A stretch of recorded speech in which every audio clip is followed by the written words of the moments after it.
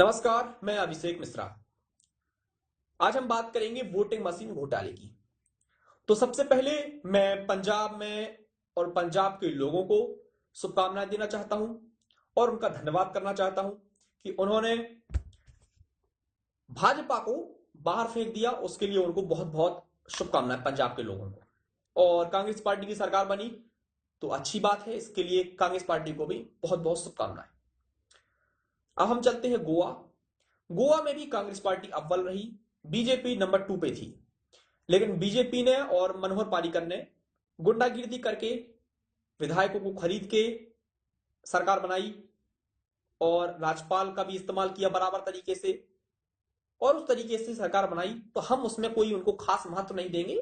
Congress number 1 पे थी, number 1 पे ही है, तो कांग्रेस पार्टी को शुभकामनाएं, बीजेपी को बिल्कुल शुभकामनाएं नहीं। और इसके साथ साथ मनोहर पार्रिकर ने भी अपना असली चेहरा दिखा दिया और पब्लिक को बता दिया कि उनको देश से या देश की सेना से कोई प्यार नहीं था, सिर्फ वो पावर और पैसे के लिए थे वहां डिफेंस मिनिस्ट्री में, और जो कि अब उन्होंने छोड़ के वो सीएम बनने के लिए चले गए हैं।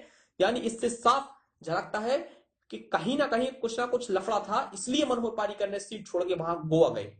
तो गोवा में भी कांग्रेस पार्टी की अच्छी सीटें आई, उसके लिए भी कांग्रेस पार्टी को शुभकामनाएं, गोवा के लोगों को शुभकामनाएं कि उन्होंने बीजेपी को कम सीटें दी और बीजेपी को पूरी हराने की कोशिश करी। लेकिन अब क्या करें, गुंडागिर्दी और पैसे वाले लोग ज्यादा आगे हैं। अब हम बात करते हैं मणिपुर की। मणिपुर में भी सेम सीन था, कांग्रेस पार्टी अच्छे नंबर लाई थी, लेकिन क्योंकि वहां पर भी सेम सीन चला इनका, दूसरी पार्टियों के साथ उन्होंने जोड़ तोड़ के सरकार बनाई बीजेपी ने। फिर चलते हैं उत्तराखंड। उत्तराखंड का ऐसा सीन है कि बॉस वहां पर पहले ही कांग्रेस के सारे एमएलए बीजेपी में आ चुके थे, यानी अमित शाह ने सारे एमएलए को बीजेपी में ला दिया था, जिससे यह हुआ कि कांग्रेस हार गई और वहां बीजेपी जीत गई। ये तो पहले से ही हमें भी, मुझे क्या, सबको मालूम था कि वहां बीजेपी जीतेगी।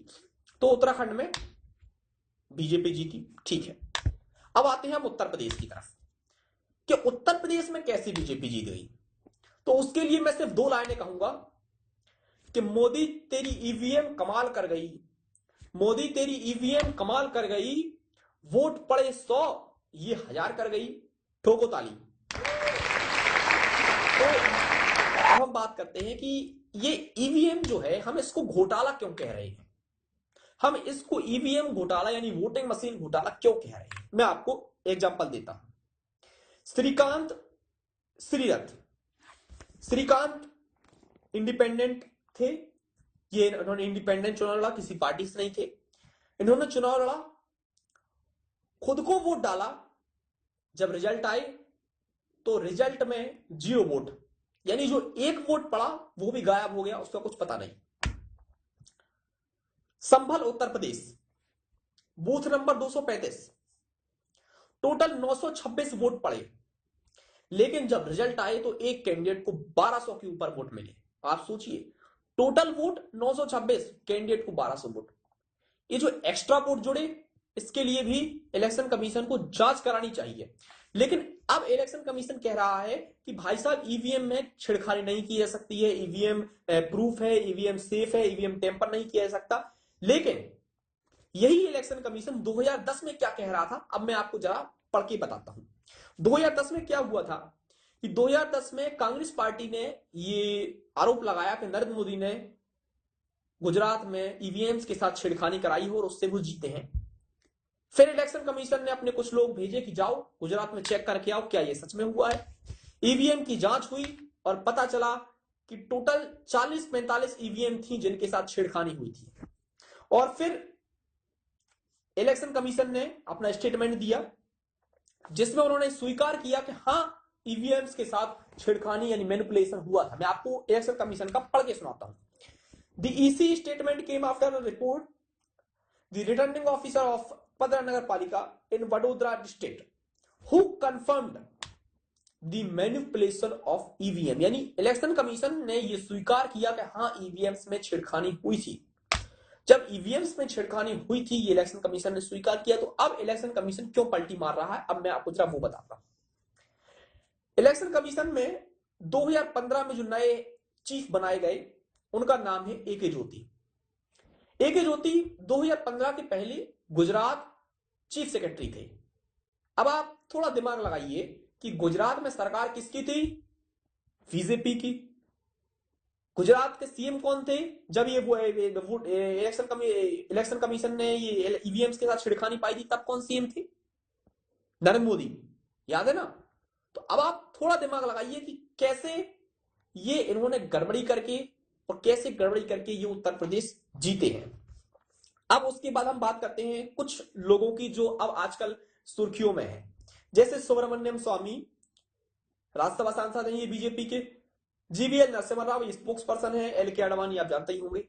स्वामी ये वो आदमी है जो सुप्रीम कोर्ट चले गए थे ईवीएम को लेकर के, भैया ये ईवीएम बहुत बड़ा घोटाला हो रहा है, और इन्होंने खुद तक कह दिया था कि ईवीएम बहुत बड़ा घोटाला है। अब जरा स्वामी की वीडियो देखिए। हमारे देश में ये इलेक्ट्रॉनिक मशीन की उपयोग की जा रही है। तब भी जब मैंने कोर्ट में केस डाली तो हाई कोर्ट ने पूछा मुझसे कोई ऐसा This electronic voting machine is wholesale. देख लिया। अब इस वीडियो में देखो कि स्वामी जी पहले तो कहते थे ईवीएम बहुत बड़ा घोटाला है, लेकिन अब क्योंकि उनकी सरकार है तो अब ये कहते हैं कि नहीं ईवीएम कोई घोटाला नहीं है, वो तो बहुत अच्छा है, बहुत अच्छा हो रहा है। जीवीएल नरसिम्हा राव इन्होंने किताब लिख दी थी, किताब लिखी थी ईवीएम घोटाले पर, लेकिन अब ये पलट गए। यही जीवीएल नरसिम्हा राव जो इलेक्शन कमीशन में गए थे ईवीएम हैक करना सिखा रहे थे। ये एल के आडवाणी जी ने भी सवाल उठाए थे ईवीएम को लेकर। उन्होंने भी कहा था कि भाई ये ईवीएम टेम्पर हो रही है और घपला चल रहा है, इसके अंदर इसकी जांच होनी चाहिए और ये ईवीएम्स को बंद करके बैलेट पेपर लाना चाहिए। अन्ना हजारे 2011 में अनशन किया था। इलेक्शन सिस्टम को बदलना है। आज इलेक्शन सिस्टम सदोष है और ये इलेक्शन सिस्टम से भी करप्शन ज्यादा होता है। मिसाल के तौर पर एक छोटा सा उदाहरण, आज जो इलेक्शन होता है, धरना किया था कि ईवीएम्स को बंद किया जाए और बैलेट पेपर लाया जाए, लेकिन अब क्योंकि भाजपा की सरकार है तो अन्ना हजारे कह रहे हैं कि नहीं भाई साहब, ईवीएम से देश आगे बढ़ रहा है, बैलेट पेपर से पीछे चला जाएगा। ये हमारे अन्ना हजारे हैं।